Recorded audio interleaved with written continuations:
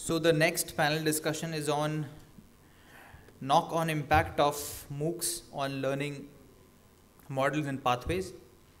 We have two panelists for this here. So I'll request to cut short the timings because we have two people discussing. So I request for a 20 minutes of discussion between the two people, and then open for questions, and then we'll move on to the next panel discussion. So for that, I request Professor Rajat Gupta, Director of NIT Silchar, Assam, to please join us on stage. A round of applause for Professor Gupta, please.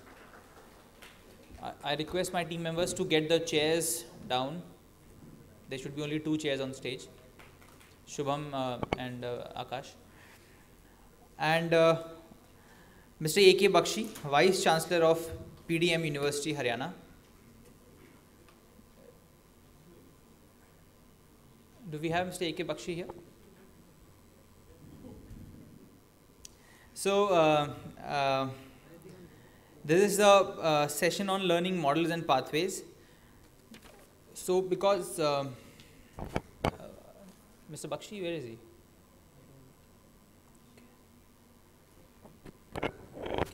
Check. Can we have your address around this topic? I don't have any presentation. Just you can address us like, just like that. With apologies for the inconvenience. We are very sorry, but we are very thankful for Dr. Rajat Gupta to be here. So we are not having this discussion, but we are having the address of Director of NIT Silchar, a guest from Assam, Professor Rajat Gupta. A round of applause for him, please.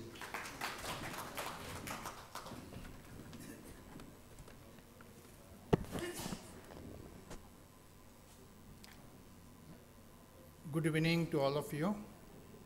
At the very outset, I express my gratitude to the organizer for inviting me to this event. In fact, I am a regular presenter of this event. Last year also I was here. So far the topic is concerned, that impact of MOOCs.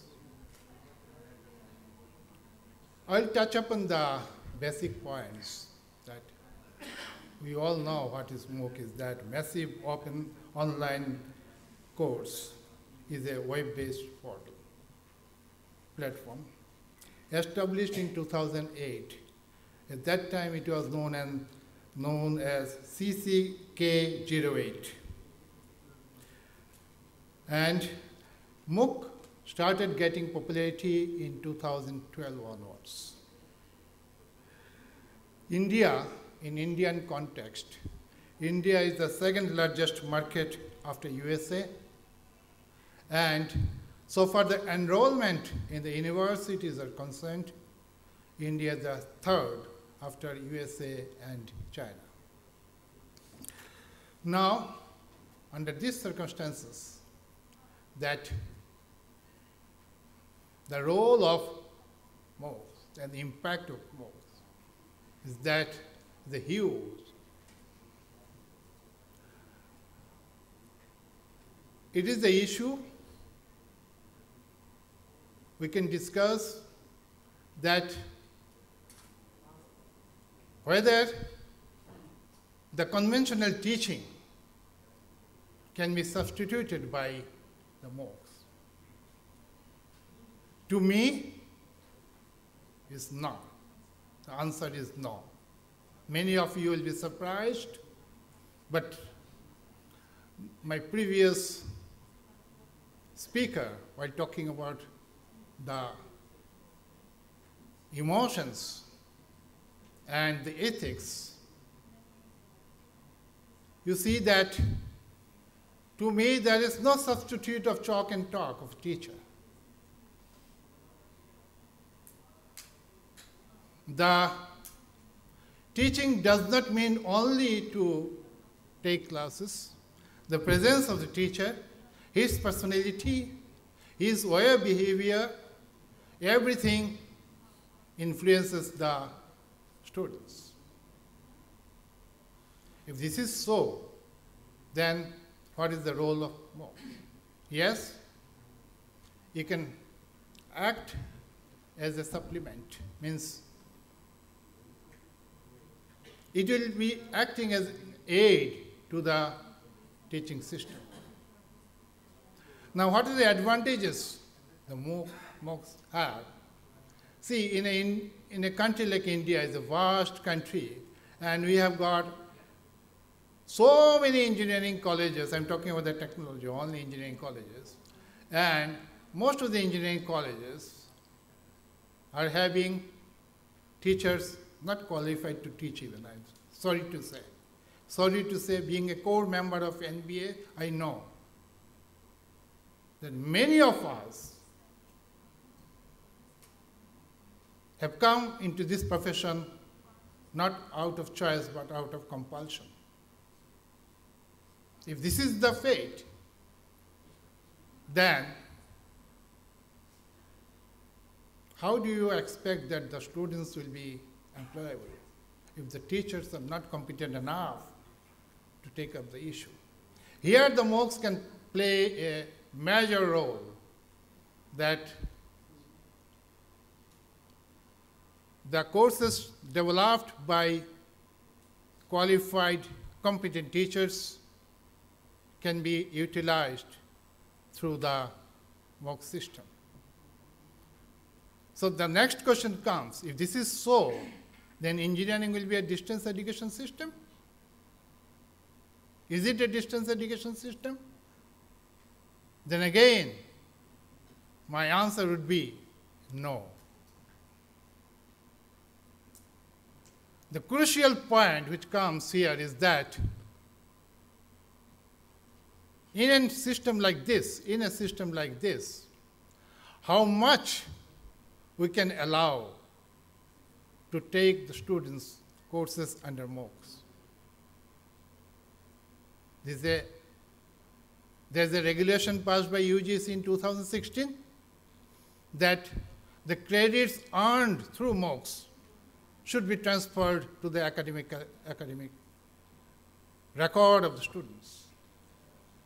The issue is that how much?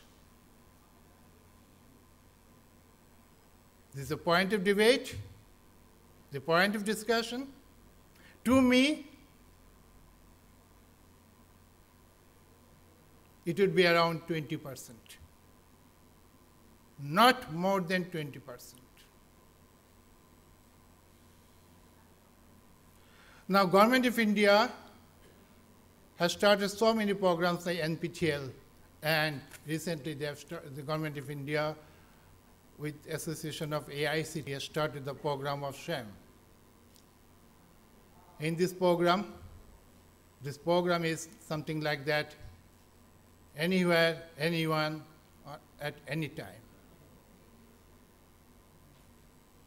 So many courses, around 2,000 courses will be uploaded in this program, and 80,000 hours of teaching will be done through this program. This is a beautiful program, and we all should come forward to utilize this program. Again, I'd like to say that in Indian context, when there is a digital divide, I come from Northeast. I served at NIT Srinagar for 5 years as the director. So there is a divide, digital divide, in a vast country like India. So MOOCs can bridge the gap.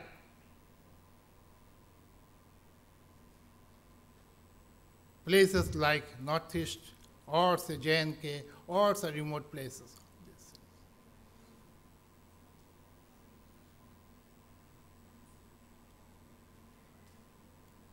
What are the barriers of this? The programs should be economically viable and sustainable. Is everything is free as of now? Only for certification assessment, you have to pay a little bit of amount.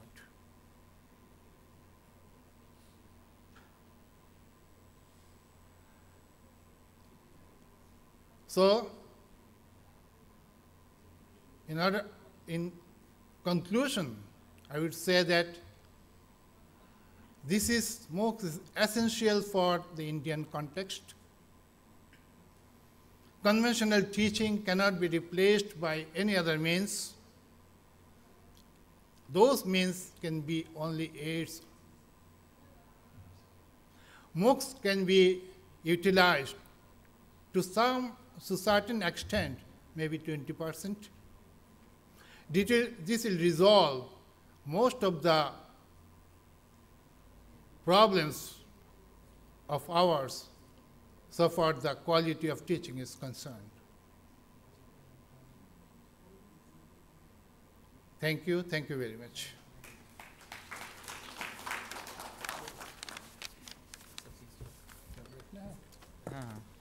Thank you so much, Professor Gupta from Silchar.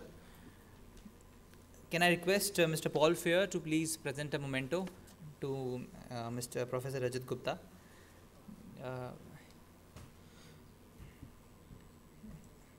Professor Gupta is the director in NIT Silchar, Assam, and Mr. Paul Fear is the CEO of British Accreditation Council of United Kingdom.